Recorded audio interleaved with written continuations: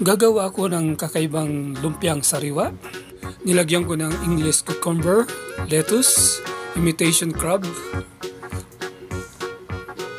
singkamas,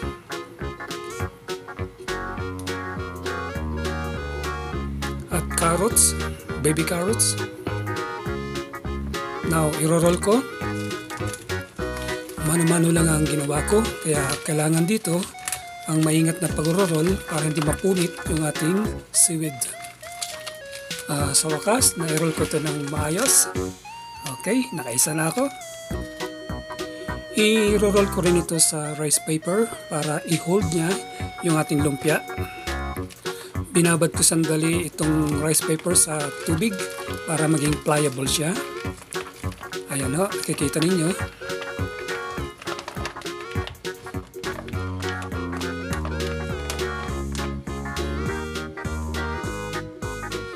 Okay na itong ating unang lumpia. By the way, ang tawag ko rito ay Oriental Lumpiang Sariwa. And now, pinahiram ko ito ng sesame oil para lalo pa maging pliable. Same process din ang gagawin ko doon pa sa iba pang lumpia na aking gagawin.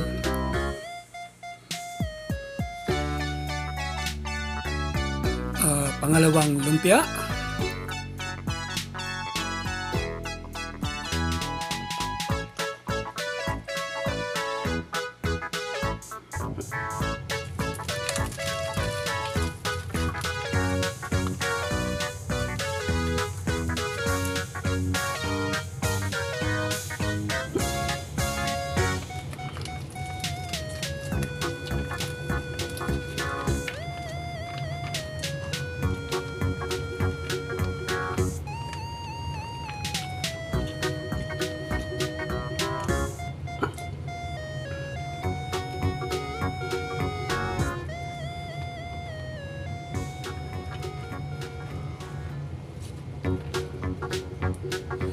Okay, nakadalawa na ako. Sa pangatlo, paghahaluin ko ang crab at lobster. So, ayan mga kaibigan, nakikita ninyo. Madali lang itong gawin. Ang kailangan lang ay tiyaga at ingat lang sa pag-roll.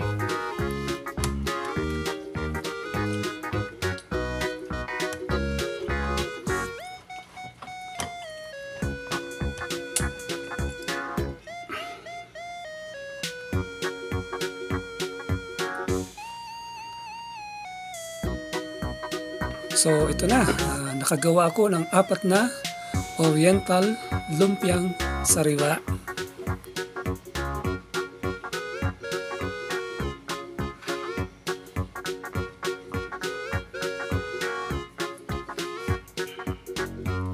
Now, hiwa-hiwain ko ito sa 4 na bahagi.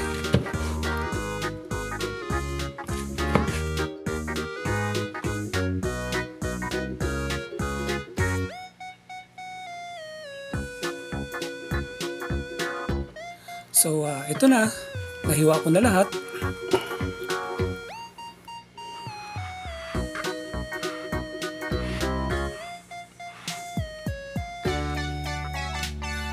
Next is, gawa tayo ng sauce niya.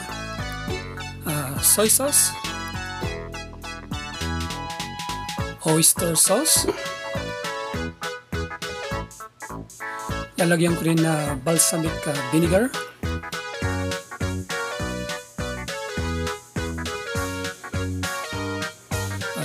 Lime juice, sesame oil, kaya siya naging oriental, kasama ng nori, at lalagyan ko ito ng sugar, pambalanse, peanut butter,